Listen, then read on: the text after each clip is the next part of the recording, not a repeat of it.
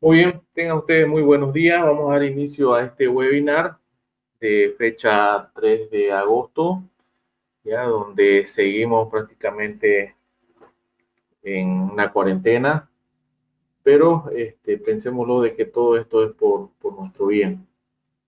A los que ya están saliendo a trabajar, por favor, tomen todas sus precauciones, cuídense. Y bien, vamos a dar inicio. Mi nombre es Ismael López. Vamos a hablar un poco acerca de la programación de los paneles SP4000.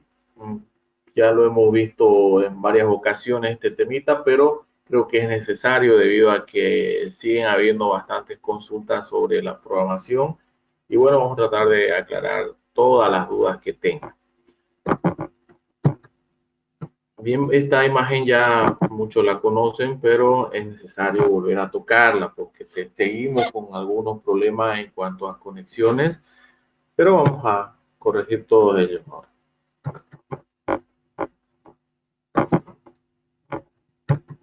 Muy bien, vamos a empezar a ver las conexiones de la batería, donde conectamos en nuestro panel SP4000. Podemos ver aquí la imagen, que es una placa que tiene entrada para 4 zonas, que más adelante vamos a aprender a expandir la zona a 8. Es decir, que de 4 vamos a volver a 8 zonas nuestro panel principal. Así como lo ven, pequeñito, pero tiene todas esas opciones de crecer.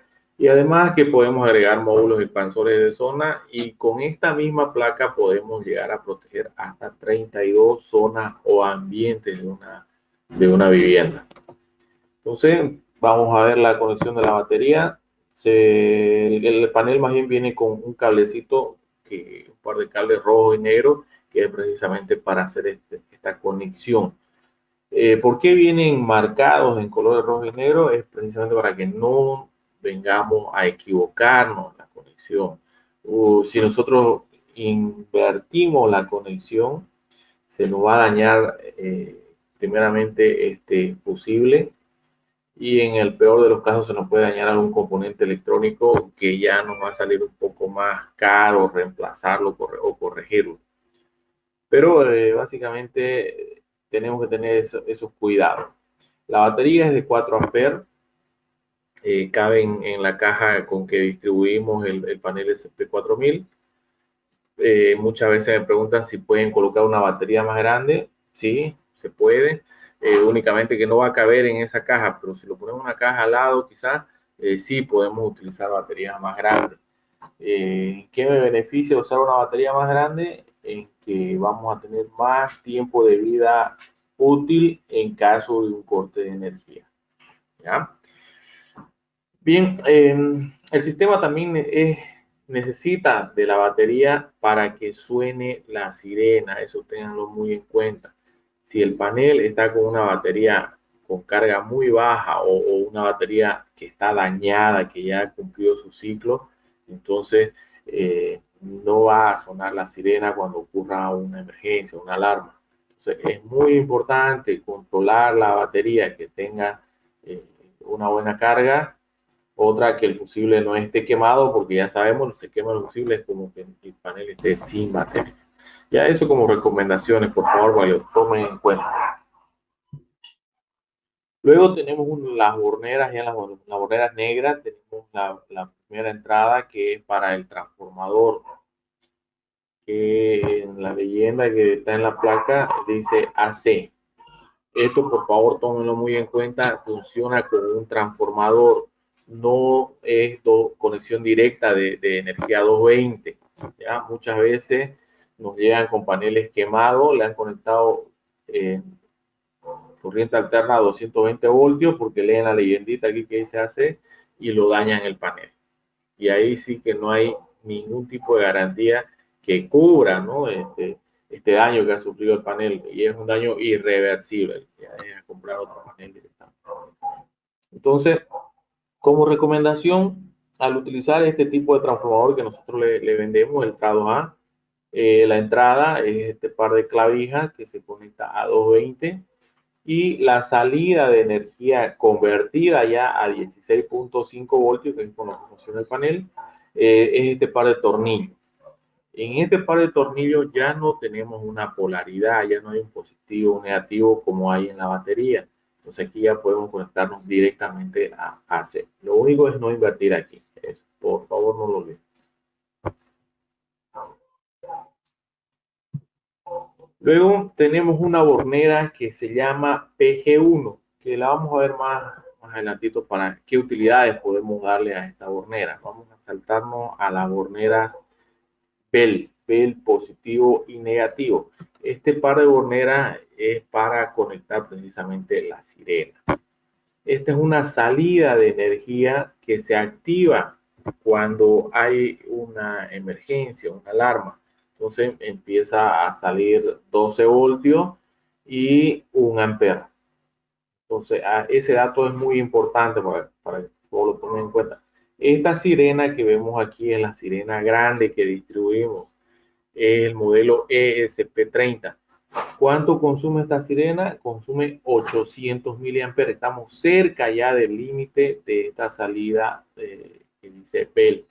Entonces, si colocamos dos sirenas, eso va a provocar un conflicto interno en el panel, donde posiblemente venga a colgarse el panel. El panel no soporta dos sirenas, únicamente una. Ahora, si queremos colocar más de una sirena, ¿qué podemos hacer? Aquí les presento una imagen de un artificio que es válido. Podemos colocarle a la salida de la sirena un relay de 12 voltios y 10 amperes de 5 patas. Con ese dato ustedes van a la electrónica y lo piden, vale alrededor de 7 bolivianos, por ahí, ¿no? Que sería como $1. Entonces, conectamos el relay, las patitas que son la bobina va conectada una de ellas al positivo y la otra al negativo de la salida Bell. Y vamos a utilizar una fuente de alimentación, una fuente de 12 voltios, en este caso vemos que va a ser de 5 amperes. El lado positivo lo conectamos al común del relay y por la salida, bueno, sabemos que un relay tiene dos estados, uno de ellos es normalmente abierto y el otro normalmente cerrado. Entonces, el positivo que entró al común va a salir por el lado de estado normalmente abierto y el negativo una salida directa donde vamos a poder conectar ya hasta 5 sirenas de repente el modelo ESP30. Entonces, podemos colocar una, dos, tres, cuatro, en realidad lo que me aguante la fuente de alimentación externa. Entonces, este es un artificio que me permite colocar más de una sirena a mi panel SP4000. ¿Ya? Entonces, la guardan esta imagen porque les va a ser útil más adelante. Bien, entonces vamos a continuar con las demás borneras. Tenemos una bornera que es salida de energía auxiliar. En este caso es una salida de corriente continua, 1 ampere también, 1 ampere de corriente. En ella se conectan los teclados, los sensores de movimiento, sensores de humo, fotocélulas y todo dispositivo que consuma energía 12 voltios. ¿Ya? Pero no lo olviden, también tiene un límite que es 1 ampere. Cuando sobrepasamos ese ampere ya tenemos que utilizar fuente de energía externa para no sobrecargar a nuestra placa SP4000. Bien, en la gráfica estamos viendo la conexión de un teclado a ese par de salida de corriente auxiliar, de energía auxiliar más bien, y vemos que nuestro teclado necesita además un par de cables que son los datos. Entonces, este teclado, nosotros ingresamos una acción que llega al panel y el panel nos devuelve el estado en cual ha quedado con la acción que le hemos enviado. Entonces, es una salida que es bidireccional. envía eventos y recibe eventos que me lo muestra en la pantallita display o en algunos casos en los teclados tipo LED. Entonces, este conjunto de 4 cables se llama el bus de datos.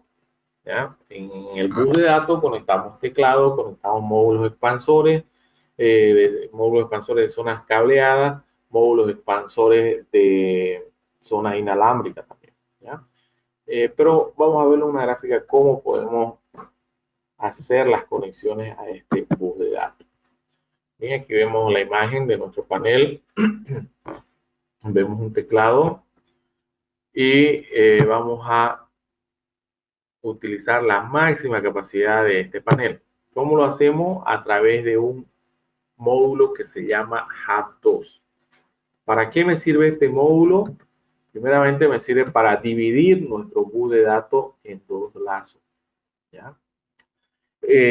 Otro dato importante que de este módulo Hub2 es que me sirve para ampliar las distancias para colocar módulos expansores.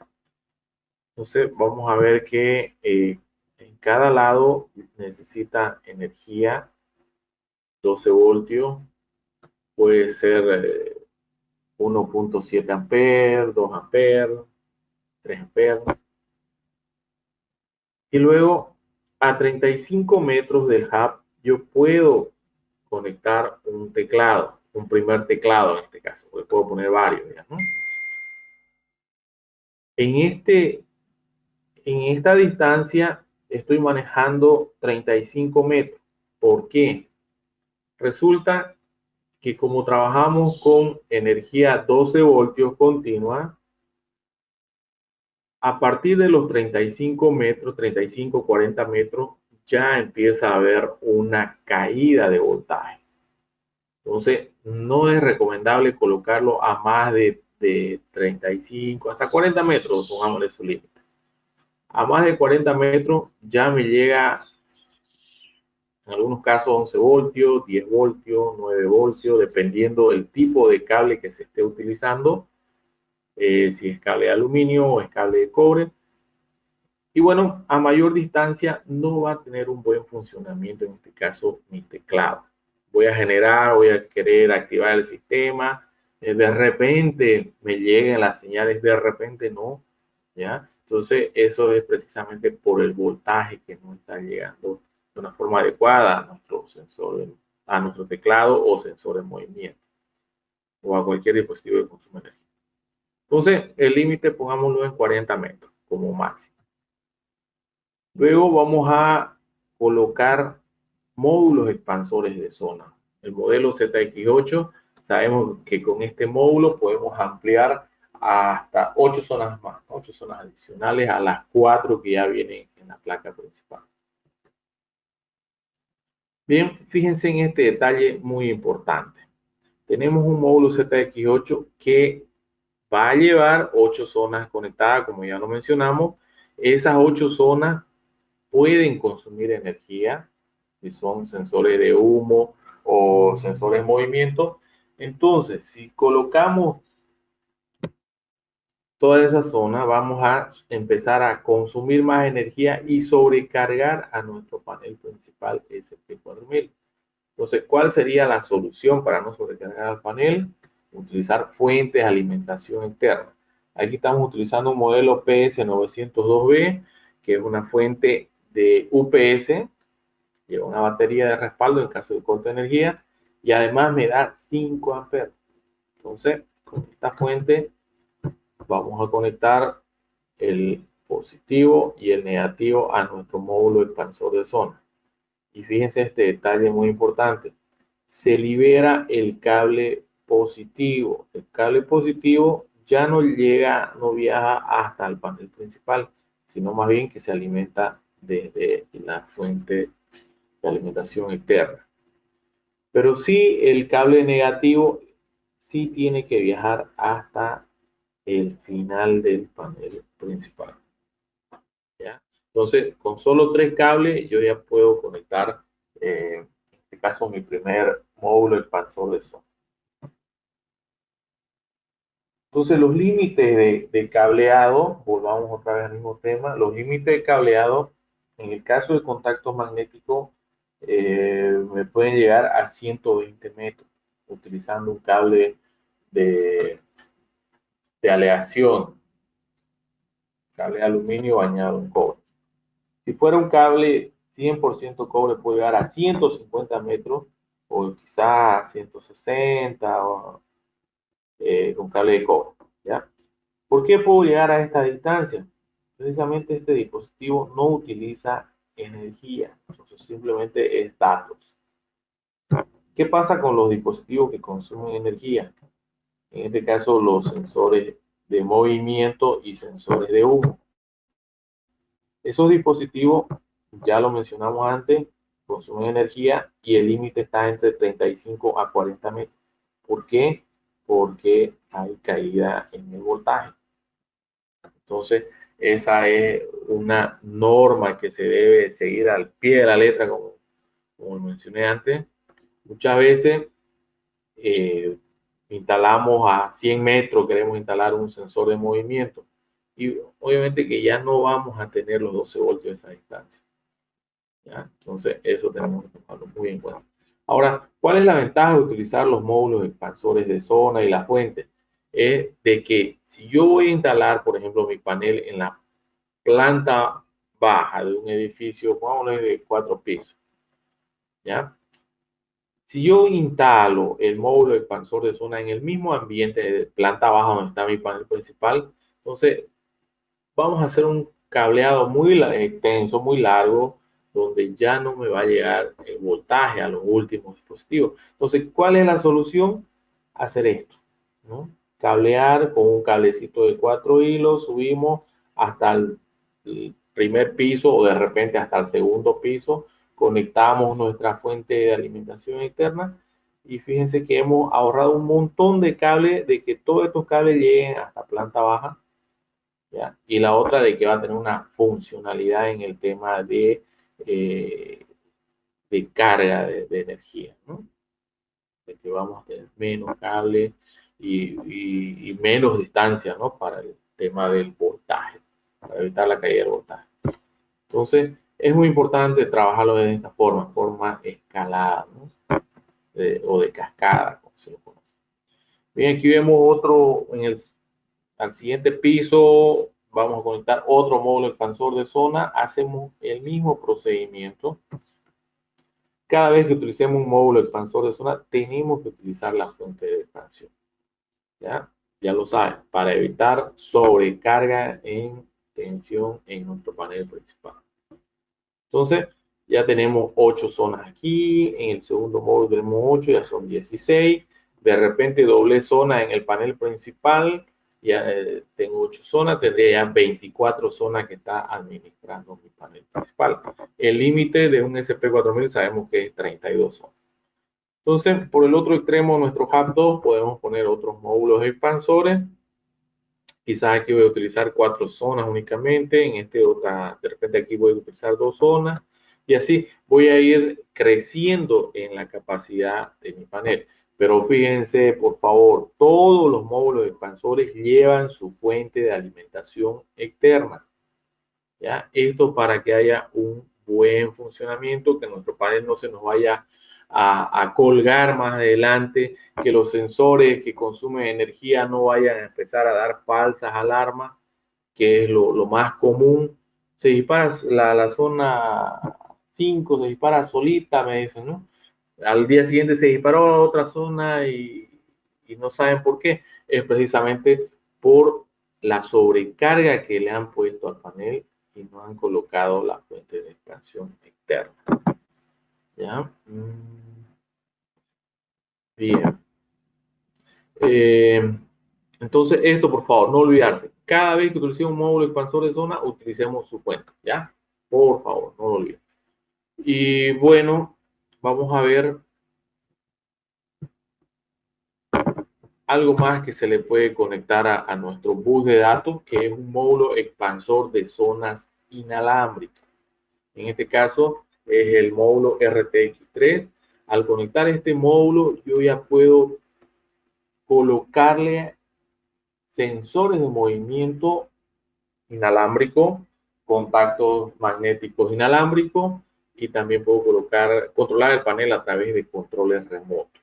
Entonces, esa es la funcionalidad o el por qué podemos utilizar un módulo RT para volverlo inalámbrico. En este caso, híbrido queda nuestro panel, ¿no? Con zonas cableadas y además zonas inalámbricas. ¿Está bien? Entonces, esta sería la conexión que podemos hacerle a nuestro panel SP4000, exactamente al bus de datos. ¿Ya? Para eso es que nos hemos concentrado en esta imagen. Entonces, esta sería la forma en que yo voy a ganar distancia. Fíjense, mi bus de datos por cada lado puede tener 70 metros cuando tengo este módulo hub. Sin el módulo hub, obviamente puede tener una distancia más corta, pero puedo trabajar sin el hub. De repente es un edificio donde no hay mucha distancia, entonces puedo trabajar sin el hub, que es la pregunta del millón ahora, ¿no? Si es necesario trabajar sin el hub. Sí, se puede, hacemos la misma conexión, ya, solo con tres hilos para llegar, con tres hilos de nuestro cable para llegar a los módulos expansores, pero la distancia va a ser más corta. ¿Ya? Lo único. Bien. Entonces, si hay consultas, por favor pueden ir escribiéndola en el chat y vamos a tratar de ir respondiendo todas las consultas que tengan, despejando sus dudas, o al final del curso vamos a dejar un espacio precisamente para resolver estas dudas. Una consulta que me hacen es acerca del cable azul que queda en los teclados. Han visto que tiene 5 cables, ¿no? Tiene un cable rojo, un cable negro, un cable verde y un amarillo, que es el bus de datos, y un azulito que siempre nos queda colgado. Ese cable precisamente se utiliza para una zona de teclado. Normalmente en los negocios, la vivienda, el teclado siempre va al lado de la puerta principal de ingreso. Entonces tengo que cablear un cable de 4 hilos exclusivamente para ese teclado. Pero si me toca colocarle un contacto magnético a esa puerta, entonces puedo conectarla directamente al teclado, al cablecito azul que queda colgando y el otro, que sería la zona, y el otro cable, si hablamos de un contacto, tiene un par de cables, el otro cable lo conectaría al cable negro. El cable negro viene a trabajar como un negativo y además a trabajar como un común. Entonces, esa es el por qué trae ese cablecito azul. Es para zona de teclado. Luego se lo va a configurar ya sea con retardo de entrada, instantáneo, no sé. También puede colocar algún sensor de movimiento si fuera necesario. Y en este caso nos ahorramos bastante cable, ¿no? Para no viajar otra vez hasta el panel por colocar un simple contacto. Bien, volviendo a la zona, vamos a empezar a hablar acerca de los contactos magnéticos. ¿Ya? Bueno, en general vamos a hablar de la zona. ¿Qué es una zona? Es una salida que viene marcada aquí, en este caso por su número de bornera, zona 1, que es número 1. Y una zona en parado es un circuito normalmente cerrado. Sale de la zona y retorna hacia el común. Entonces, donde sufra una abertura o apertura, esta zona, este circuito cerrado, va a generar que cambie de estado, ¿no? Al ser un circuito cerrado va a cambiar a estado abierto y eso va a generar una alarma si es que el panel está activado. Entonces, esto lo vamos a graficar un poquito de esta forma, ¿ya? Con un cable que sale y retorna al panel. Entonces, basado en esta lógica, se han fabricado dispositivos de protección como ser el contacto magnético, ¿ya? Que cuando abre genera una alarma. Entonces, un contacto magnético es una pieza mecánica. En su interior tiene un par de filamentos que abren o cierran cuando yo le acerco la segunda pieza, que en este caso es un imán o un magneto, como lo conocemos. Cuando yo acerco el imán, el circuito cierra. Cuando yo lo separo, el circuito abre. Entonces, esa es la forma en que trabaja. ¿Ya? Entonces, muchos me preguntan también, ¿se puede colocar dos dispositivos de protección en una misma zona? Bueno, yo les digo que sí. Vamos a enseñar cómo hacerlo. En este caso, vamos a colocar tres contactos magnéticos. ¿Cómo lo voy a agrupar a la misma zona? De la siguiente forma. El contacto tiene dos cables, ya lo mencionamos. La zona del primer contacto va a ir a la zona del panel. El común va a ir a la zona del segundo contacto. Fíjense, va a ir haciendo una serie, una conexión en serie. Y el común del último contacto sería el que va a conectarse en el común del panel. Entonces ahí tenemos tres dispositivos conectados a una misma zona. Ojo que cuando se active cualquiera de ellos, que va a generar una alarma, sí, pero los tres van a pertenecer a la zona 1. Aquí yo no puedo identificar cuál puerta o ventana han abierto. Simplemente voy a saber que algún dispositivo que está conectado a la zona 1 generó una alarma. Nada, ¿ya? Pero de que funciona, funciona. Pero esto, por favor, no hay que exagerar en este tipo de conexiones. Muchas veces conectan la puerta principal con una ventana que está en el quinto piso. Eh, el tercer dispositivo lo conectan con un, no sé, un botón de pánico de repente. Entonces, no, de esa forma no debemos trabajar. Si vamos a agrupar dispositivos, procuremos que todos estén en el mismo ambiente, que todos pertenezcan al mismo ambiente, ¿ya? Para que cuando ocurra la alarma, pucha, veo en la aplicación o me llaman de monitoreo, me dicen, disparo su zona 1. ¿Cuál es? No, es la zona, el piso 5, la puerta principal, el botón de pánico, no sé. Entonces, no exageremos en esto, por favor, trabajen de una forma responsable, ¿no? Para poder explicar de una forma rápida dónde fue el evento de alarma.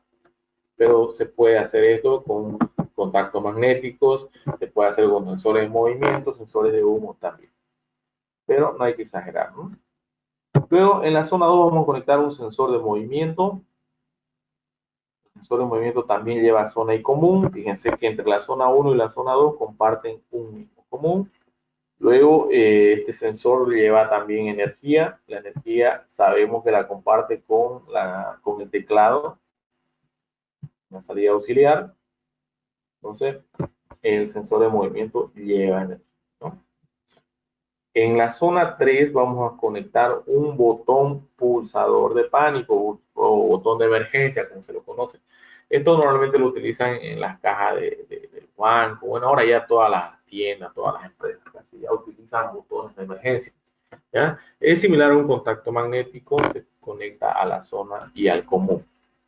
En la zona 4 vamos a conectar un sensor de humo, también lleva zona y común, pero un sensor de movimiento, perdón, un sensor de humo necesita alimentación. Entonces se va a conectar el positivo al auxiliar positivo y el negativo al PGM. ¿Ah? ¿Por qué no lo conectamos al auxiliar negativo? Bueno, resulta que el sensor de movimiento, por ejemplo, cuando detecta un movimiento, él está en estado cerrado. Alguien cruzó frente al sensor de movimiento, él abre, cruzó la persona y vuelve a cerrar automáticamente. En un sensor de humo no funciona así. Si él detecta la presencia de humo, ¿no? Cuando ocurre un incendio o una alarma, o sea, eh, lo que hace es abrir el circuito, pero se queda enclavado en ese estado. Entonces quedan iluminados los foquitos, los LED color rojo. Ya suena la sirena, ocurre la alarma, pongo el código, se calla la sirena, pero el sensor sigue enclavado en estado abierto, los LED siguen encendidos en rojo. ¿Cómo es que voy a hacer para apagarlo? Normalmente colocan una escalera o una mesa y su silla encima, se sube el cliente, lo afloja el sensor, lo saca, lo vuelve a colocar y ya está, apagan los LED, ¿ya? Pero eso es un acto de acrobacia para el cliente, ¿no? Tener que treparse a la mesa y todo eso. Entonces, para evitar todo eso, conectamos el lado negativo al PGM. Entonces, ¿qué va a hacer el cliente cuando se active el sensor? Aparte de callar la sirena, viene y presiona las teclas entrar y borrar desde el teclado, sin treparse a ninguna mesa, ni una silla o escalera. Simplemente se dirige al teclado, presiona simultáneamente entrar y borrar y el PGM corta energía. Le corta energía al sensor de humo por un tiempo de aproximadamente 10 segundos. Terminan los 10 segundos, le devuelve la energía y ya está, el sensor está reseteado, está listo para una posible alarma, ¿no? Entonces, ese es el fin de la conexión del lado negativo del sensor de humo a la bornera PGM. Bueno, eso sí tiene una programación, ¿no? No es simplemente conectarlo, pero luego lo vamos a aprender. Pero eso empiecen ya a utilizarlo. Hay muchos técnicos que no lo hacen y están arriesgándose ellos al treparse en las mesas y sillas y todo eso, o están arriesgando peor todavía a su cliente final, ¿no? Entonces, ya lo saben, tienen que aplicar estos sistemas. Estamos vendiendo seguridad, estamos vendiendo tecnología, entonces ya no estamos en esos temas, ¿no? De arriesgar a nuestro cliente por una falta de información, porque simplemente es una falta de información no conectarlo al PG. Pero bien, ahora ya lo sabemos. Bueno, entonces esa es la conexión, señores, de la zona, ¿ya? De todos estos dispositivos que son los más comunes para una instalación de alarma, la conexión del teclado, el bus de datos, que ya lo sabemos, conectar más de una sirena, la alimentación, ¿bien? Entonces, si lo están trabajando de esa forma, felicidades, lo están haciendo perfecto y seguro que no van a tener problemas, ¿no? Con falsas alarmas y todo eso. Bien, ahora vamos a entrar a la parte ya de comunicación. Tenemos la conexión de la línea telefónica que viene de la calle.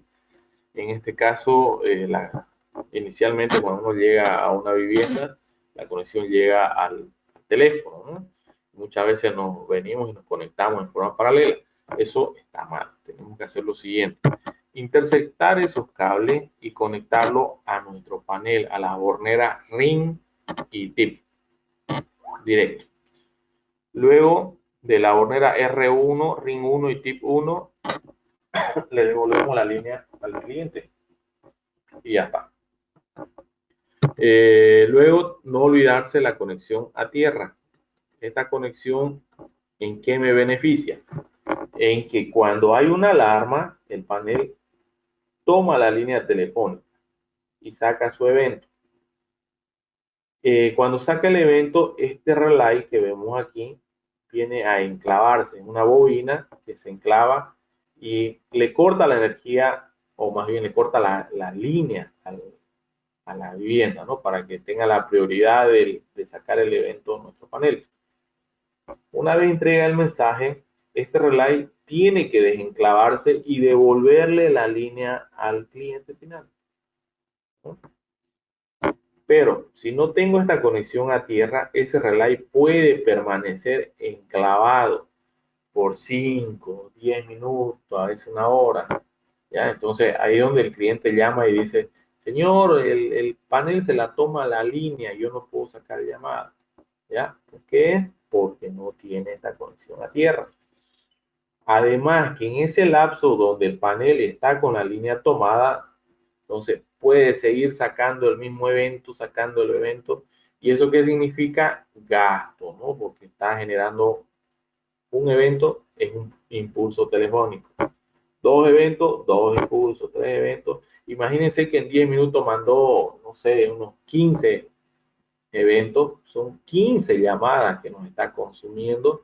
Y luego a fin de mes el cliente muy molesto nos va a llamar y nos va a decir que el panel ha consumido bastante líneas telefónicas, ¿no? Bastante pulsos. Entonces, no olvidarse, por favor, la conexión a tierra. Luego, siguiendo en comunicación, vemos otros tipos de conexiones que hay, ¿ya? Como ser conexión por módulo IP, que sería a través del módulo IP150, conexión por internet. A través de este módulo IP150, el panel puede enviarme eventos al centro de monitoreo, como de forma paralela puede enviarme a la aplicación celular InsightGolf. Entonces, es una forma bastante económica de el envío de eventos, ya que el cliente ya tiene un internet pagado, cada envío de eventos, bueno, no le va a significar ningún costo, ya el internet está pagado, a diferencia de la línea telefónica que cada evento es un pulso, un gasto, ¿no? Luego, de forma paralela, podemos conectarle el módulo PCS 250G para envío de eventos también a una aplicación celular o a centro de monitoreo. Esto lo hace mediante un chip celular, mediante el servicio de GPS. También tenemos la opción de comunicarnos a través del módulo BDMP3 cuando tenemos línea telefónica terrestre. Hay una emergencia, me llama a mi celular, me indica el ambiente que está en alarma a través de este módulo, ¿ya? Si no tengo la línea terrestre, entonces puedo optar por el módulo PCS 250 que se conecta en esta bornera que dice eBus. Y en este caso, nuestro módulo BDMP3, nuestro módulo vocal, lo vamos a conectar dentro del PCS 250.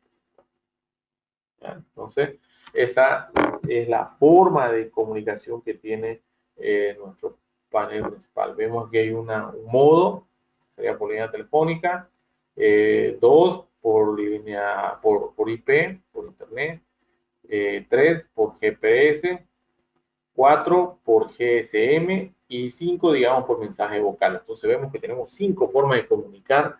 Esta redundancia no la tiene cualquier marca de paneles de alarma. Así que cuando hablamos de parado, estamos hablando de una seguridad máxima, ¿no?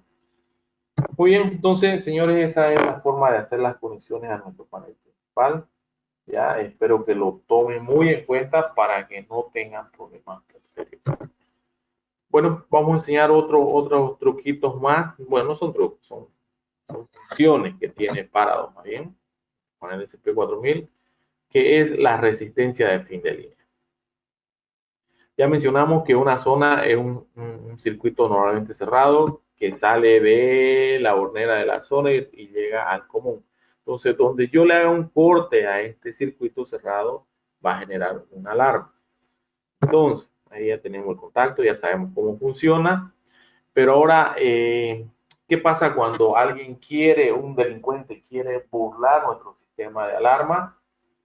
Él lo que va a hacer es pelar el cable que viene de la zona y el común, puede ser a la mitad, al inicio, en cualquier parte, lo pela este par de cables y lo une, genera un puente.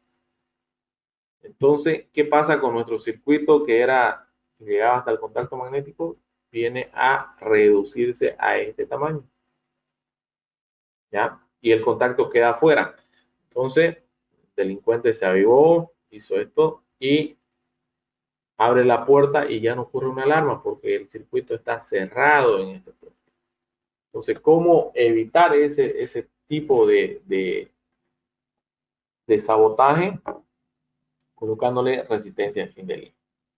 Primero tenemos que entrar a la sección 706, que luego vamos a aprender cómo ingresar ahí. Y en la opción 2 habilitamos RFL, resistencia de fin de línea. Ojo que dice fin de línea, no dice inicio de línea. Entonces, eso me indica de que la resistencia va a ir aquí, final, al lado del dispositivo. Entonces, el panel en cada escaneo que hace, él espera encontrar ese valor de resistencia que es de 1K. Entonces, 1K está leyendo, otra vez vuelve a leer. Y en el momento en que haga su escaneo y no encuentre la resistencia porque realizaron un puente como este, el panel lo va a tomar como una alarma inmediata, va a generar una alerta.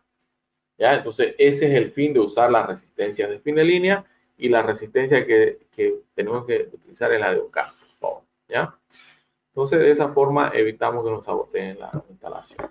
Muchas instalaciones no lo utilizan, entonces ahora están en la oportunidad de ir y corregir ese tipo de instalación, ¿no?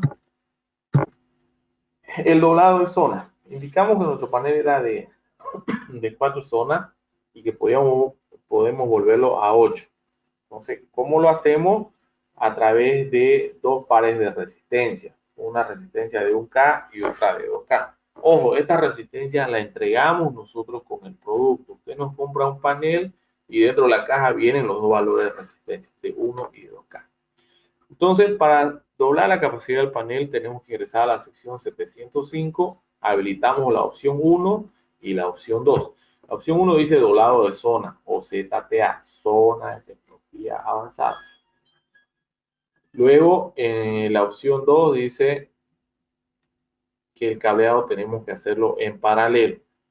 De la bornera donde sale la zona 1, de la misma bornera va a salir la zona 5. O sea, así que en ese estado quedaría el panel, ¿no? Ahora, ¿cómo reconoce el panel cuál es la zona 1 y cuál es la 5? Ya lo mencionamos por el valor de la resistencia. Nuestra zona 1, de 1 a 4 más bien, va a llevar resistencia de 1K. Y de 5 a 8 va a llevar resistencia de 2.2K. Entonces, de esa forma el panel va a identificar cuál fue la zona que abrieron, ¿no? La puerta, ventana, etc. Entonces, este es el artificio para volverlo nuestro panel a 8 zonas. Sencillo, ¿no? Bien, ahora vamos a entrar ya a lo que se refiere a la programación de zona, ¿ya? En esta imagen vemos, no coloqué aquí el número de página del manual, pero aquí me indica cómo entrar a programación. Primero vamos a ver que hay dos códigos preestablecidos de fábrica. Uno es el código instalador, que es 0000, y luego hay un código maestro, que es 1234. Entonces, ¿cómo ingreso a programación? Presiono la tecla entrar y utilizo el código instalador. Este código me sirve para programar zonas, programar tiempos del sistema, puedo programar PGMs, bueno, todo eso. Y el código maestro me sirve para programar nuevos usuarios o para armar y desarmar el sistema. Pero para la programación vamos a utilizar el instalador, perdón, el código instalador. Entrar 000, la programación se ubica en este punto y empieza a parpadear en nuestro teclado la tecla armar y la tecla en casa, esos dos LEDs, uno rojo y uno verde, empiezan a parpadear. Y ese parpadeo me indica que yo tengo que ingresar una sección. ¿Qué sección voy a programar? La sección 001, la 005, no sé. En este caso, como voy a empezar a programar mi zona 1, ingreso a la sección 001 y tengo que empezar a rellenar estos campos. A la flecha, ¿ya?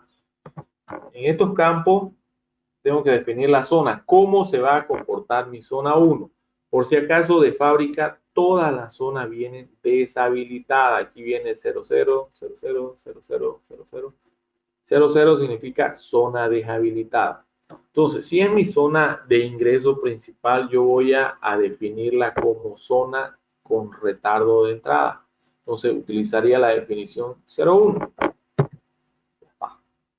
Va a ser una zona con retardo, un tiempo para salir y un tiempo para entrar.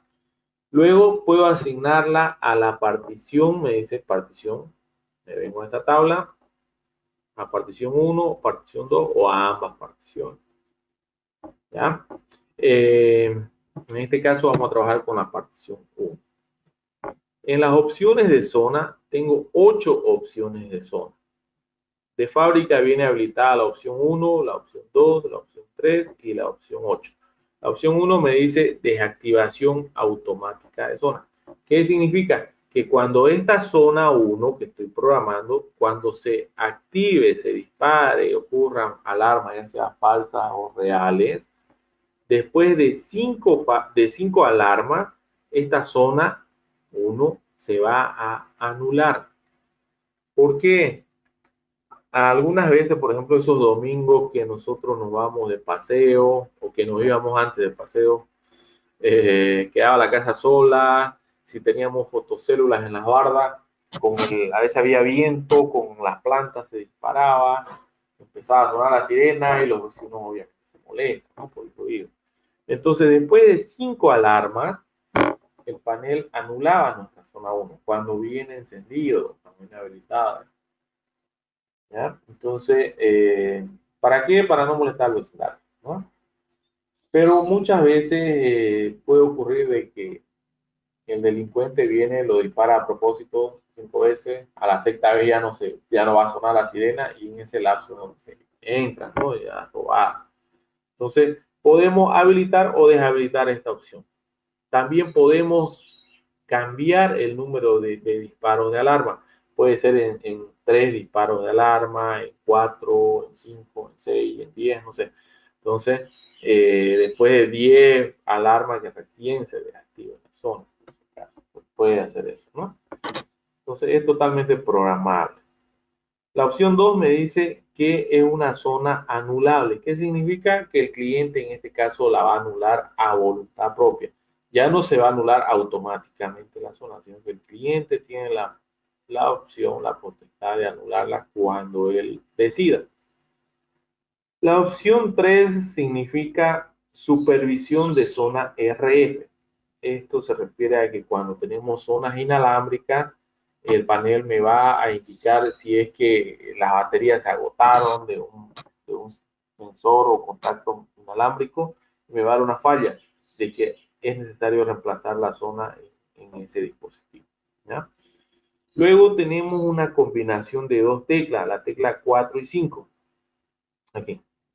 De fábrica vienen apagadas estas dos teclas. ¿Ya? Entonces, ¿qué significa estado apagado? Off 4 y off 5 significa alarma audible. Significa que cuando hay una alarma en esta zona, la sirena va a sonar sus 30 sus 120 decibeles, va a sonar, lo va a escuchar todo el vecindario. A eso se refiere la opción 4 y 5 apagada. En realidad, estas teclas me controlan la sirena. Si yo apago el 4 y enciendo el 5, entonces va a ser una alarma pulsada. Eso donde se utiliza la sirena pulsada, el tono pulsado, cuando tengo sensores de humo, de incendio. Ocurrió una alarma de incendio, entonces tengo que identificar si la alarma es de robo o es de incendio. Si es de robo, lo que se recomienda es que la gente se ponga en resguardo, ¿no? Que se proteja. Si la alarma es de incendio, bueno, ahí se recomienda que la gente salga como se encuentre, con zapatos, con chinela, igual que salga, ¿no? Que la casa puede estar quemándose. Entonces, ¿cómo distinguir? Por el tono de la sirena. ¿Ya? Luego, si enciendo el 4 y apago el 5, la alarma va a ser silenciosa. Eso se utiliza bastante en los botones de emergencia, de pánico, que se instalan en cajas de banco, de empresas, ¿no? Si entra un delincuente, yo genero la alerta para que llegue el evento al centro de monitoreo, pero no tiene que sonar la sirena, porque el delincuente puede, bueno, arrancelar, ¿no? Con el cajero que activó la alarma. En el caso de la alarma silenciosa, en el caso de la alarma silenciosa, la señal va a llegar al centro de monitoreo, la sirena no suena, pero el teclado sí me muestra la zona que activaron. ¿Ya? Entonces, eso también es un riesgo. El delincuente puede ver, se activó la caja 4, entonces voy a ese cajerito, ¿no? Y puede liquidarlo de repente. Entonces, para evitar eso, tenemos la opción de que sea solo reporte, que envíe la señal al centro de monitoreo, pero que no muestre nada en el teclado y que no suene la sirena. Entonces, para ese caso, encendemos el 4 y el 5. La opción 6 significa zona inteligente. ¿Qué quiere decir? Que puedo darle un retardo de prealarma, por ejemplo.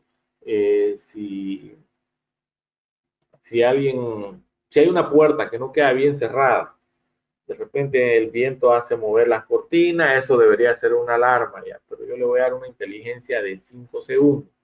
Si ese tiempo no dura más de 5 segundos, entonces no pasa nada. Se mueve la cortina, pero no genera alarma. ¿Ya? Entonces, a eso se refiere zona inteligente. Luego tenemos la opción 8, zona forzada. Eso se utiliza, perdón, la zona forzada se utiliza para controlar, para poder armar más bien el sistema con zonas abiertas. Un ejemplito sencillo sería, por ejemplo, ustedes activan la alarma, si en su dormitorio tienen una ventana con contacto magnético y hace calor, imagínense que hace calor, quieren activarlo con esa ventana abierta para que bueno el ambiente de la habitación. Entonces, podemos armarlo ya con la ventana abierta. Luego, si más tarde hace frío, cerramos esa ventana y esa zona se va a incluir en las que estaban cerradas inicialmente cuando yo ingresé el código. Entonces, si lo vuelvo a abrir, esa zona ya está protegida, entonces me va a dar una alarma. ¿Ya? Entonces se va a incluir en las que estaban armadas. Ese es el armado forzado. Forzar a que el panel se arme con zonas abiertas. ¿Ya? Entonces, en esos casos puedo utilizar. Entonces, para mi zona 1 ya la hemos definido como retardo de entrada, pertenece a la partición 1. Vamos a encenderle la opción 2 que dice zona anulable. Se va a poder anular eh, a voluntad del cliente final y se va a poder armar esa zona con la puerta abierta. Eh, Luego, para grabar la información, al final aquí vamos a presionar la tecla entrar y luego la tecla borrar. Y el panel se va a ubicar en esta posición. Entonces, yo tengo que digitar la sección 002, la zona 2 la vamos a definir como zona instantánea. Ese dato sale de aquí. 8, instantáneo. ¿Ya? Es decir, que ni bien detecte movimiento, va a generar una alarma. En el caso de la opción 1, yo tengo un tiempo, ¿no? Pongo mi código, tengo un tiempo para salir y cuando ingreso tengo un tiempo para llegar al teclado. En la definición 8, no. Ni bien abra el ambiente, ingrese al ambiente, va a generar una alarma inmediata. Entonces, esas son las diferencias que hay, ¿no? Le asignamos la partición 1, se va a poder anular a voluntad del cliente. Grabamos con entrar y borrar, ¿no?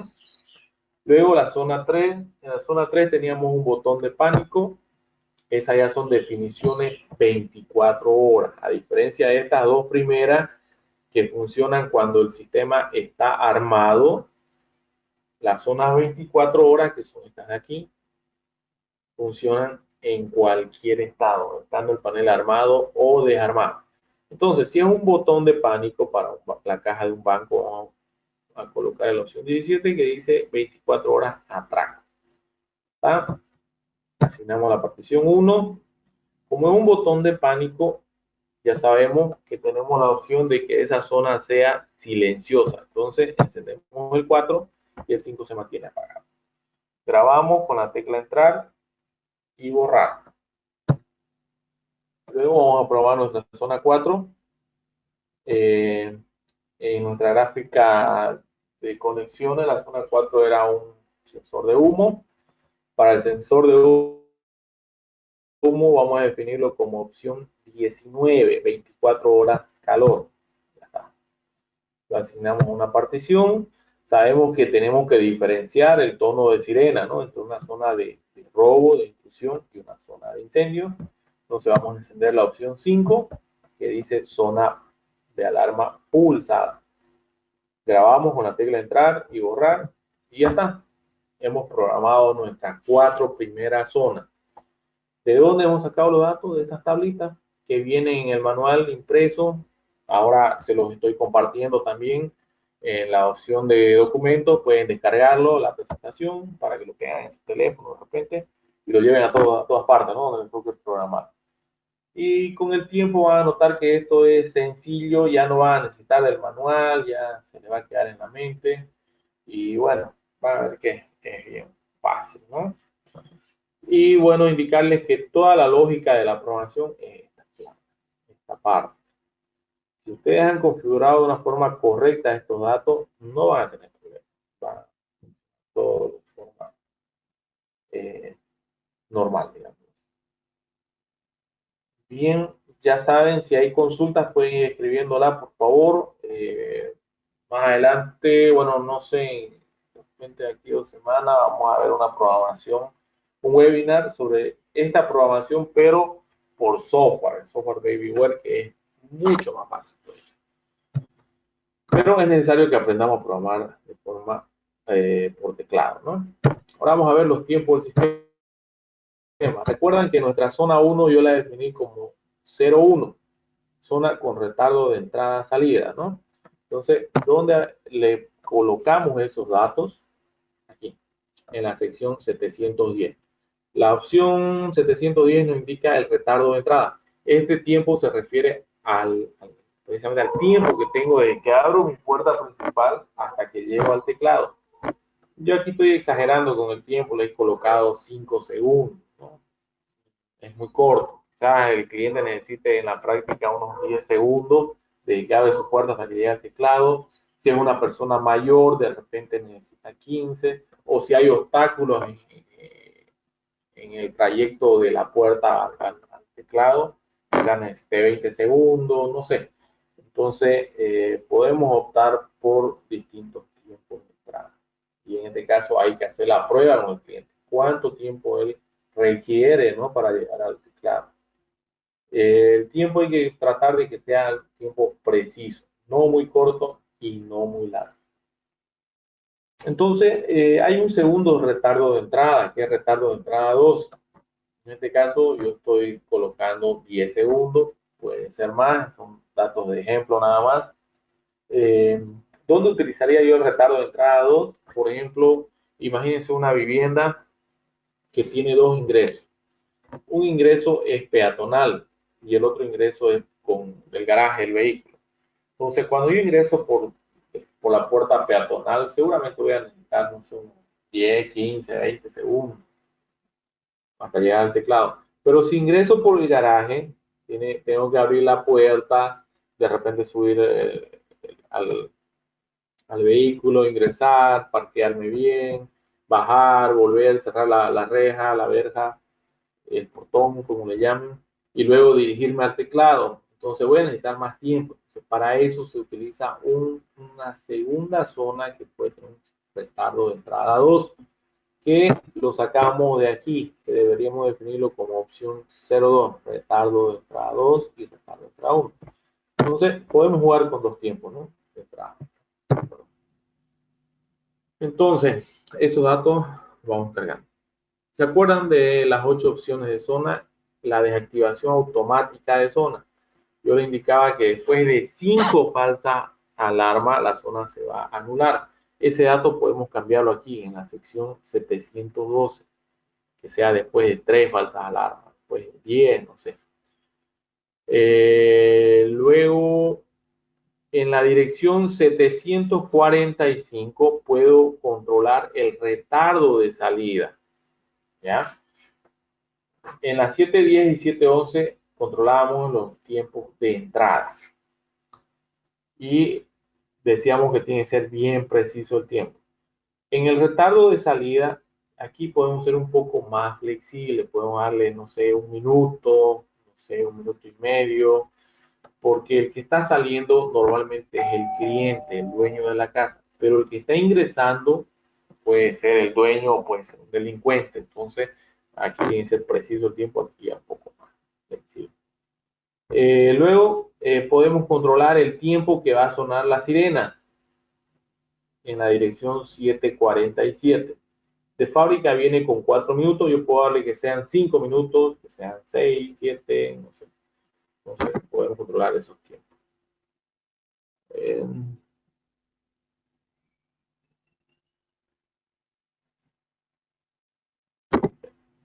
entonces, podemos controlar, ¿no?, los retardos de sirena. Se puede configurar también horarios de autoarmado en la sección 761. Por ejemplo, si en una empresa normalmente cierran a las 7 de la noche, o en esta época que se está cerrando a las 5 de la tarde.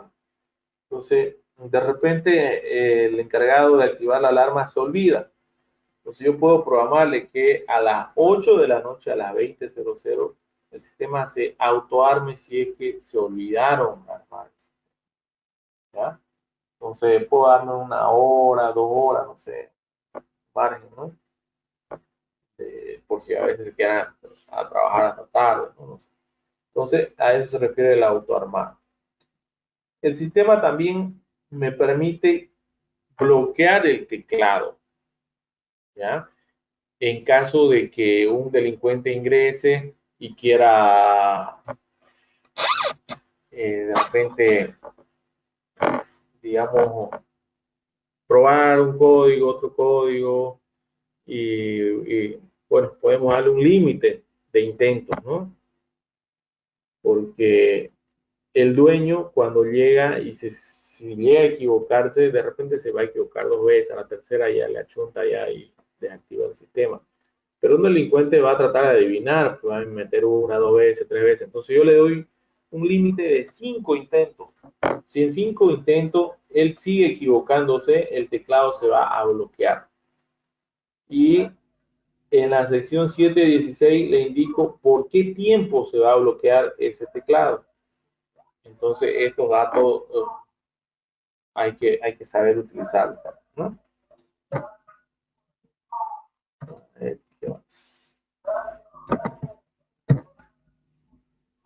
Bien, entonces ya manejamos los retardos, los tiempos de entrada. Ahora vamos a aprender a cambiar códigos de usuario. Recuerdan que al inicio indicábamos que había 2 códigos preestablecidos de fábrica. Uno de ellos era el código instalador, el 0000, y había un código maestro, 1234. Entonces, el código maestro se utiliza para crear nuevos usuarios. ¿Cómo lo hacemos? Presionamos la tecla encendido, ingresamos el código maestro, luego ingresamos el usuario que vamos a programar. Aquí el sistema SP4000, el panel SP4000 maneja 32 usuarios.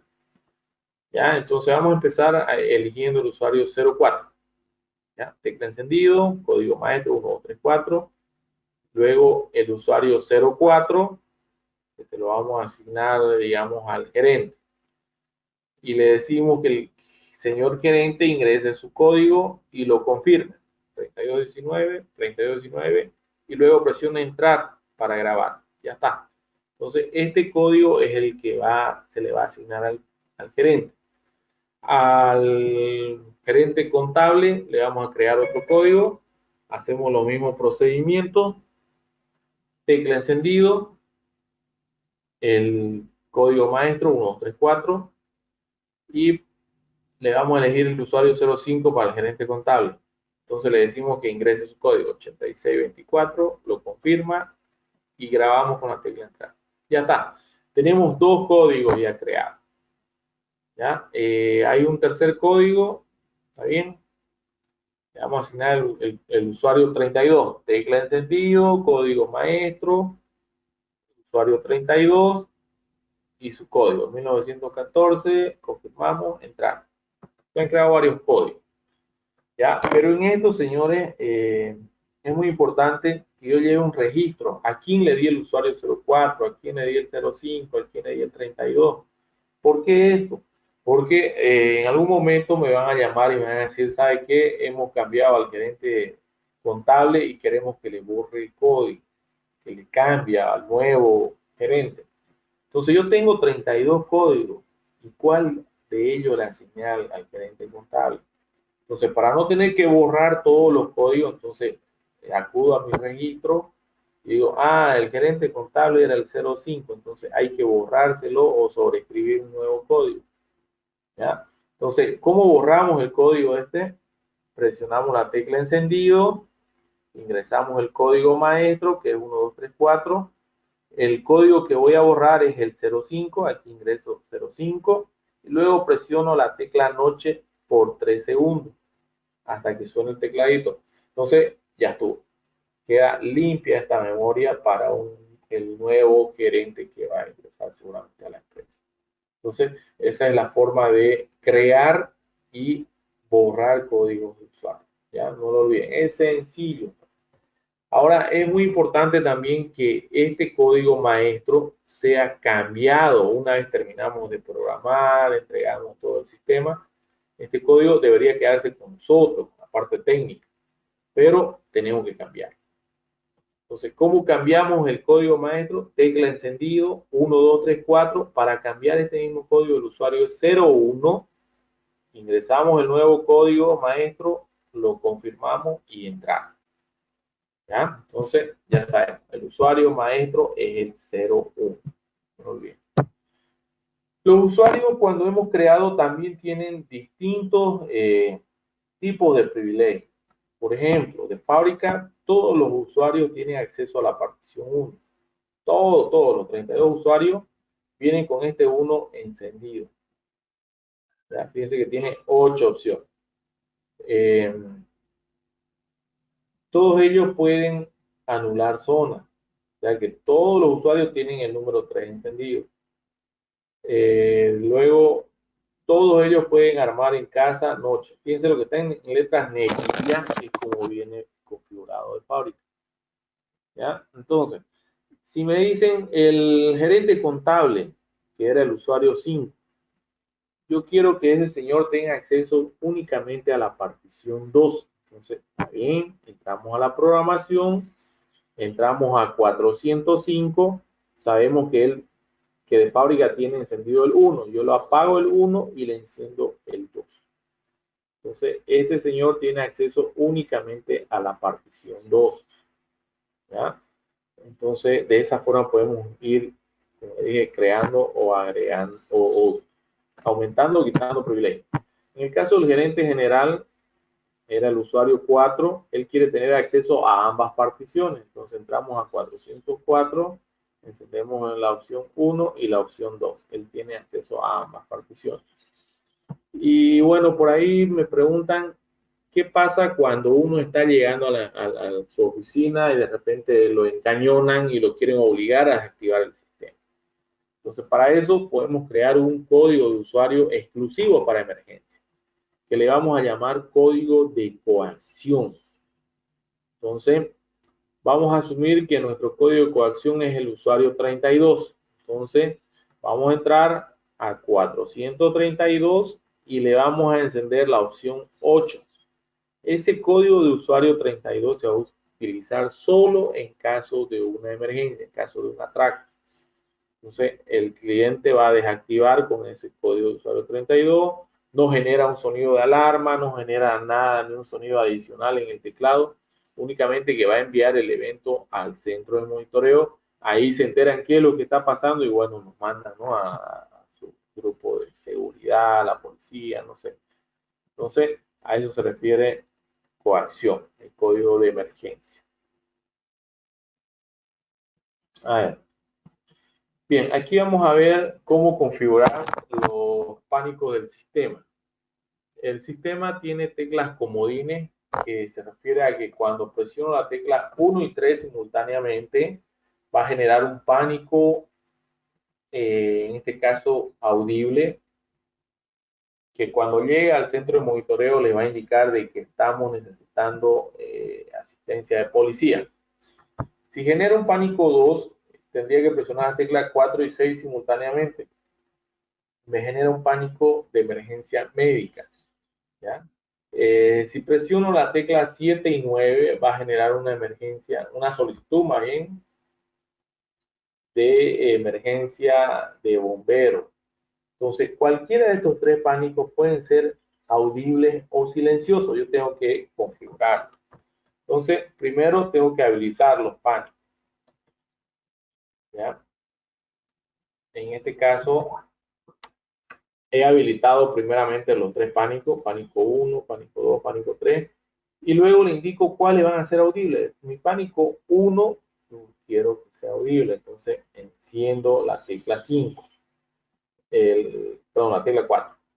El pánico médico, sería el pánico 2, quiero que sea silencioso, entonces la tecla 5 se mantiene en estado apagado. Y el pánico de bombero, que es el pánico 3, quiero que sea audible, entonces la tecla 6 enciende, estado on. Entonces, este lado están encendidos los pánicos y aquí les digo cuáles son audibles y cuáles silencio. Nada más. Entonces, esos son los pasos de configurar por menú de opciones. Algo que tiene también otra característica que tiene nuestro sistema SP4000 es el armado con una sola tecla. ¿Qué quiere decir? Que sin poner un código, yo presiono la tecla ARM de armar, presiono por 3 segundos y el sistema se arma sin necesidad de un código. Igual el armado en casa, el armado noche, eso viene habilitado. Fíjense que está con negrilla, ¿no? Este lado, dice que todas esas opciones vienen habilitadas. ¿Ya? Pero si el cliente me dice, señor, yo no quiero que armen así, yo quiero que el cliente, que el usuario ponga un código, que no esté presionando una teclita, porque al final no sé quién armó, quién fue el último que se fue, quién armó el sistema. Entonces está bien, deshabilitamos eso, entramos a 703, a la sección 706, apagamos el 1, el 2, el 3. Entonces, eso al estar deshabilitado, en estado off, apagado, va a obligar a que el usuario ingrese un código para armar o desarmar el sistema. Luego tenemos en la sección 704 algo que es común que me piden, ¿no? Pitido de sirena al armar o desarmar con teclado.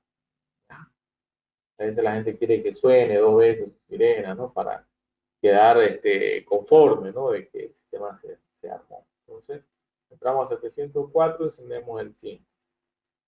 El tono de retardo de salida, ese se refiere al bip que da el teclado cuando ellos ingresan su código para armar el sistema, empieza bip, bip, bip. Entonces, eso viene habilitado, lo pueden deshabilitar si gustan. Entonces, todo eso es opcional, señores. Eso es importante que el cliente final sepa qué se puede hacer con su sistema de alarma y qué no. ¿Ya? Para que luego no nos pidan algo que por ahí es imposible hacer. Bien, vamos a ver ahora lo que son los fallos del sistema, cómo identificar fallos en nuestro teclado. Lo primero que vamos a identificar es que está encendida, está iluminada la teclita que dice fallo. Entonces, el cliente ya al ver esa tecla encendida ya se imagina lo peor, ¿no? Que el sistema no sirve, por ahí que le va a explotar más tarde, que se entre el ladrón, no va a generar el tono de sirena. Entonces, es muy importante que sepamos identificar qué tipo de fallo hay para calmarlo al cliente, ¿no? Cuando se le presente. Primeramente se presiona la tecla fallo, ¿ya? Y luego va a iluminar cualquier tecla que vamos a saber qué significa. Si se iluminó la tecla 1, dice batería baja en zona inalámbrica. ¿Ya? En este caso yo presiono el 1 y me va a enviar a un submenú que me va a indicar que el 2, si es que el sensor inalámbrico de la zona 2 está con batería baja. Si se iluminó el 8, entonces es que la zona 8 está con batería baja. ¿Ya? Entonces, ¿cómo corregimos? Presionamos borrar para que se apague eso. Y bueno, nos vamos al sensor que está con batería baja y le reemplazamos las baterías nuevas. Y con eso eliminamos ese tipo de fallo. Si es que se iluminó, presiono fallo y se ilumina el número 2, entonces me dice que hay un fallo en alimentación. ¿Ya? ¿Qué fallo puede ser? Sabemos que hay un submenú aquí, entonces tengo que presionar el 2 ahora, la tecla que se iluminó, y recién me va a enviar a este submenú, donde puede que esté encendido el 1, me dice que la batería, ya que estamos sin batería, o de repente estamos con una batería, pero el fusible está quemado. ¿Ya? Entonces, yo tengo que corregir esos errores, ¿no? Cambiar una batería nueva, porque la batería ya feneció. o revisar el fusible si no está dañado y reemplazar por uno nuevo si estuviera quemado. Entonces, si presioné el 2 y se iluminó el 2, entonces me dice fallo en corriente alterna en la central. Puede que haya habido un corte de energía en el vecindario o puede que el transformador se haya dañado. Entonces, se puede corregir, ¿no? Cambiando el transformador o esperando a que restaure la energía en el barrio. Si se iluminó el 2, lo presiono y se ilumina luego el 3, me dice sobrecarga de alimentación auxiliar en la central. ¿Se acuerdan que cuando yo les decía que tienen que utilizar fuente de alimentación externa para no sobrecargar el panel? Entonces, ese fallo nos muestra aquí. A eso significa el fallo 3, sobrecarga de alimentación. Entonces, quiere decir que tengo muchos teclados, muchos sensores de movimiento, muchos sensores de humo que me están consumiendo bastante energía y la central ya no soporta esa sobrecarga. Entonces, ¿cuál es la solución? Utilizar fuentes de alimentación externa para liberarle un poco, ¿no? el peso de la carga que tienen que aguantar de todos los dispositivos. Entonces, hay otros tipos de fallos, por ejemplo, el fallo 3. Si se ilumina el 3, fíjense que tiene un submenú, lo presiono el 3 y me va a dar cualquiera de estos, el 1 o el 2. Si encendido el 1, me dice que la sirena está desconectada. De repente alguien quiere entrarse, un delincuente, y me ha cortado la sirena para que no suene. Entonces, a eso se refiere. O quizá le entró agua a la sirena, o el cable se dañó, y entonces hay que corregir ese tipo de fallos. Si iluminó el 3, lo presiono y se enciende el 2, dice sobrecarga de sirena en la central. Quiere decir que yo le he conectado más de una sirena y el panel ya no lo aguanta. Entonces ahí tengo que utilizar el artificio, ¿no? Del relay y la fuentecita que se recuerda que habíamos utilizado de 5 amperes, creo, ¿no? Para tener dos o más sirenas, ¿no? Luego hay otro tipo de fallo, que sería el fallo 4, cualquiera de estos fallos, puede ser fallo 5, fallo 6, fallo 7, y hay un fallo 8, que es el primer fallo que aparece cuando energizamos el panel, que se refiere a la pérdida de hora. El panel tiene una memoria de un reloj interno más bien, que yo tengo que configurarlo. ¿Para qué? Para cuando tengo horarios de autoarmado.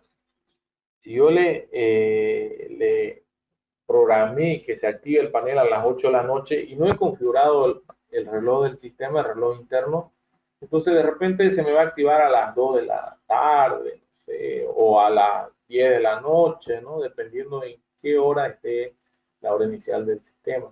Entonces, esto, fíjense que no tiene un submenú, entonces automáticamente, cuando me aparezca el fallo 8, automáticamente debe saber que se refiere a un fallo de hora y fecha.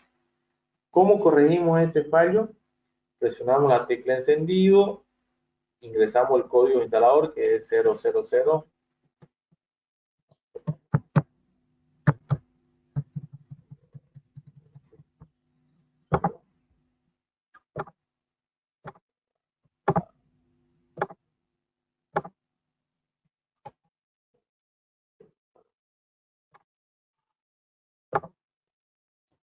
Perdón, más en lugar. Bueno, volvemos otra vez. ¿Cómo corregimos el fallo de hora y fecha?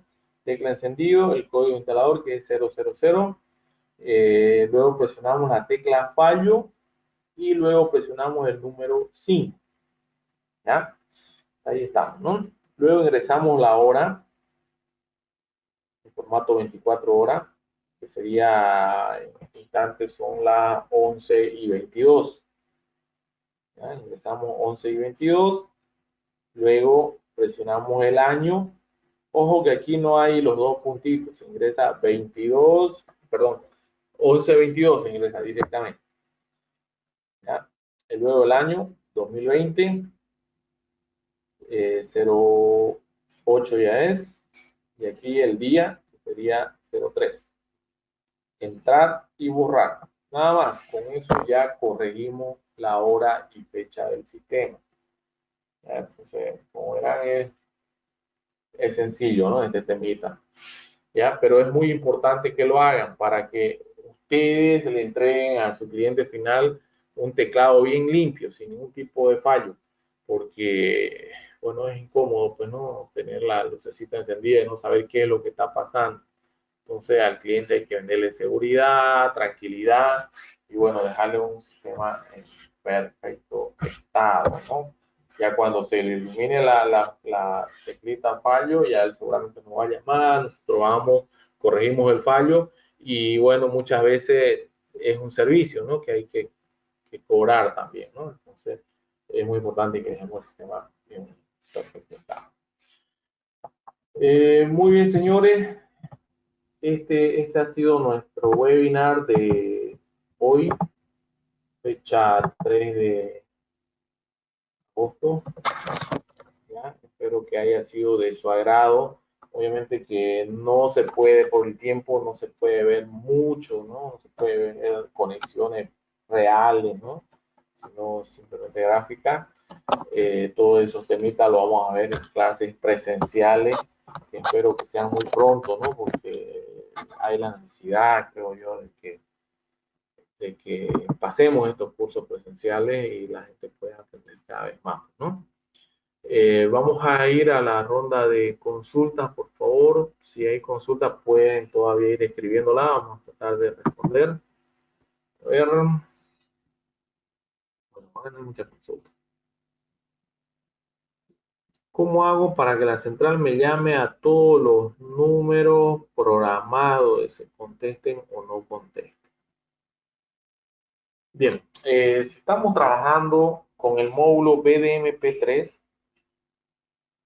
hay dos opciones.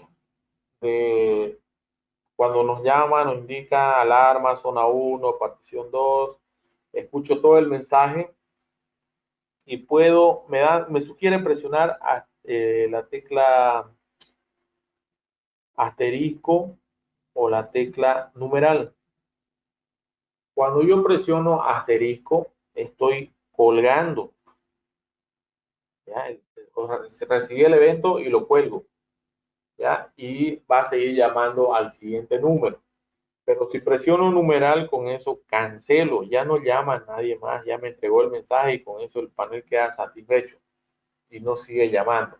Entonces, esa es una forma de darle paso a los siguientes números, presionando simplemente la tecla asterisco. Ahora, si yo recibí el evento y recibí el mensaje, ingrese su código si quiere desactivar. Si desactivé el sistema, entonces el panel automáticamente cancela todas las llamadas. ¿Ya? Pero la sirena se va a callar, ¿no? Obviamente. Pero si dejo que suene la sirena, que siga sonando la sirena y salgo con asterisco, va a llamar a todos los números. Pero la sirena va a sonar hasta que cumpla, ¿no? El tiempo de sirena, que de fábrica son 4 minutos. ¿Ya? Entonces, muchas veces a los clientes les toca hacer la prueba, ¿no? Mostrarles al cliente final cómo funciona el sistema. Cuando hay una alarma, le va a llamar a su teléfono, ¿no? Le está explicando todo. Generan una alarma, suena la sirena, pero tratar de explicarle algo al cliente con la sirena sonando es muy incómodo, no nos escuchan, ni nosotros mismos a veces nos escuchamos lo que estamos hablando. Entonces, desactivamos al instante y esperamos que le llame al cliente y no le llama. Es precisamente porque hemos desactivado el sistema, hemos cancelado la alarma. Entonces, cuando nos toque hacer la entrega del sistema, hacerle la prueba de funcionamiento al cliente, es aconsejable desconectarle la sirena o llevarse una sirena más pequeña que ya también vendemos en la empresa para prueba, una sirena de prueba, ¿no? Para que el cliente lo escuche, que no moleste mucho al vecindario y dejarlo que suene hasta que llame a todos los números y bueno, de esa forma el cliente queda tranquilo, ¿no? Que está funcionando todo bien. ¿Ya? Pero esas son el por qué cancela y no llama a todos, ¿no? Es porque nosotros desactivamos el sistema o salimos con las teclas numeradas. ¿Cómo se configura la hora? Bueno, ya lo vimos en la imagen final. Era la tecla encendido, código de instalador, tecla fallo, Luego presionamos el número 5, ingresamos la hora actual, año, mes, día, entrar y borrar. Nada más, con eso ya está configurada la hora del sistema. Ojo que si hay un corte de energía, el transformador se va a apagar. Luego tenemos la batería. La batería cuando está con buena carga nos puede durar hasta 2 días. Se apaga la batería y se resetea la hora. Entonces una vez restaura la energía, la hora está totalmente desconfigurada. Hay que volver a configurarla, ya, por favor, eso tómenlo en cuenta. Cuando el panel se queda completamente sin energía, la hora se borra. ¿Cómo resetear a modo fábrica? Me pregunta el señor Pedro Zárate. Bien, hay dos formas de resetear a modo valores de fábrica. Una de ellas es a través de un puente que se realiza del PGM, del PG1 a la zona 1. Desconecto yo primeramente, quito energía, quitamos energía al panel y desconectamos la zona que tenga conectada en la hornera 1 y le hacemos un puente con un cablecito cualquiera de PGM a zona 1. Energizamos el panel y vamos a notar que el teclado se apaga, ¿ya? Queda sin energía alrededor de 2 minutos, queda apagado el teclado. Una vez restaura el teclado enciende, entonces eso me indica que el panel ya se reseteó a valores de fábrica. Entonces, ¿qué hago? Quito energía y quito el puente, lo vuelvo a energizar el panel y ya está. Cero, panel en valores de fábrica. Sencillo. La otra forma es cuando yo conozco el código instalador, ¿ya? La primera forma era cuando no sé el código de instalación, el código instalador que le han colocado al panel, de repente le han cambiado el 000. Pero si en el caso que yo lo conozca, entonces ingreso a programación, entrar 0000, estamos en programación, ingresamos a la sección 950 y presionamos entrar. Y el teclado se nos va a apagar otra vez por 2 minutos. Una vez enciende el teclado, ya está, valores de pago. Con son dos formas. Con puente de PGM a zona 1 y cuando conozco el código ingresando a la sección 950.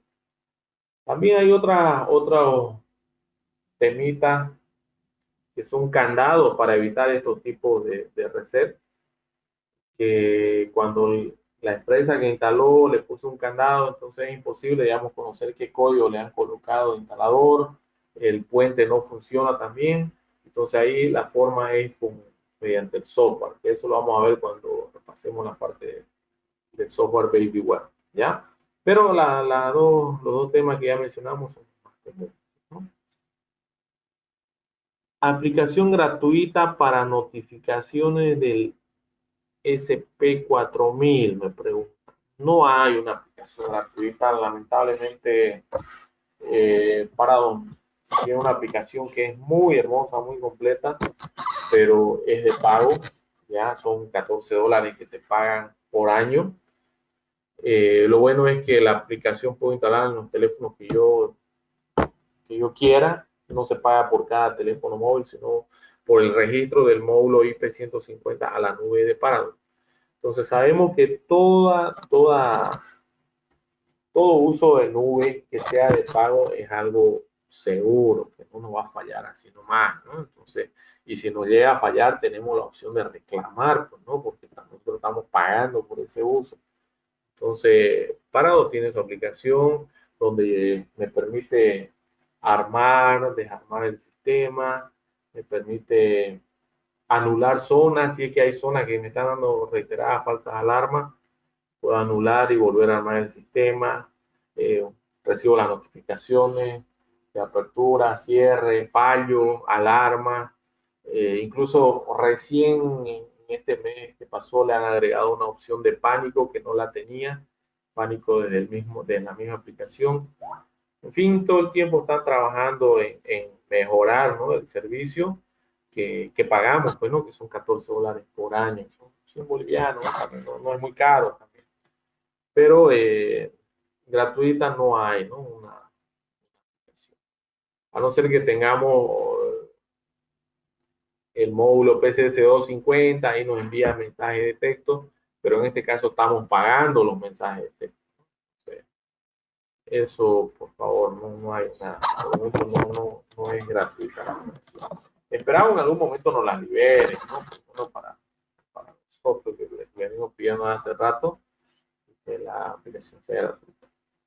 Pero yo le digo que vale la pena. Si esos 100 bolivianos que pagamos, lo vale, porque todo lo que hace esta aplicación es una maravilla.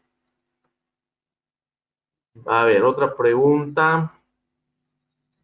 ¿Cuándo se va a dar el curso de Babywear? Bueno, el curso de Babywear si me dicen de lo mañana, yo lo doy, ¿no? El tema aquí es que no me cruce con el horario de mi colega.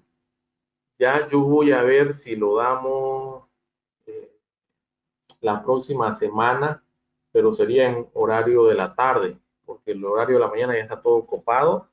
Voy a ver dónde queda un espacio y bueno, lo vamos a dar. Ya lo dimos hace como un mes, creo que lo dimos, pero quiero volver a darlo porque es necesario. Pero como le digo, vamos a anunciarle a ver si es que lo damos la próxima semana, ¿ya? De todas maneras, a los que quieran ver el curso, está colgado en nuestra página de YouTube, en la página de YouTube más bien, en nuestro canal de DigiTV. Ahí están todos los cursos que se ha dictado mediante webinar, están grabados, entonces pueden descargarlos, pueden visualizarlo en el momento que necesiten. Está ahí el curso de programación por software Babywear, ¿ya? YouTube, ingresan al canal de DigiTV y ahí están todos mis cursos, ¿ya? Se pueden verlo en cualquier momento. Cualquier otra consulta más hay. Y si no, como les mencioné, para la próxima semana. Ojalá me permitan. Bien, creo que no hay más consultas.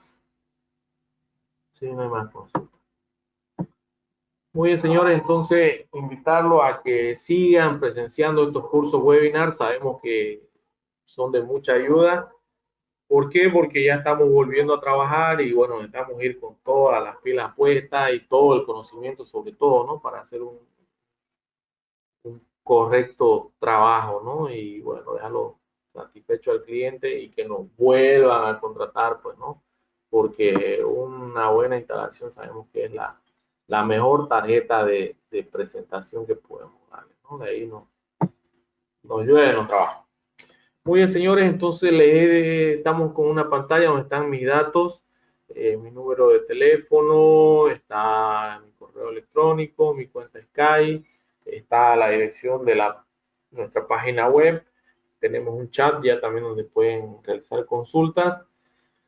Y bueno, recomendarles que si tienen consulta me pueden escribir al WhatsApp también, a este mismo número. En algún momento estoy participando en algún curso, yo también estoy constantemente, ¿no? Participando de cursos que me dan en fábrica para aprender más y luego transmitirle a ustedes. Entonces, muchas veces no estoy en línea, pero pueden dejarme sus consultas que una vez yo me desocupo, les respondo, por favor, ¿ya? Les pido que tengan paciencia, no siempre se puede responder al instante, pero ahí están mis datos para que puedan realizar sus consultas. De mi parte, muy agradecido con todos ustedes por su participación y bueno, esperamos vernos muy pronto para pasar cursos presenciales y bueno, estrechar pues esa mano, ¿no? A nuestros clientes, nuestros amigos que son ustedes, ¿ya? Muchas gracias por todo, por su tiempo, por su ganas de aprender y bueno, nos vemos en un próximo curso, ¿ya? Gracias, que tengan un buen día.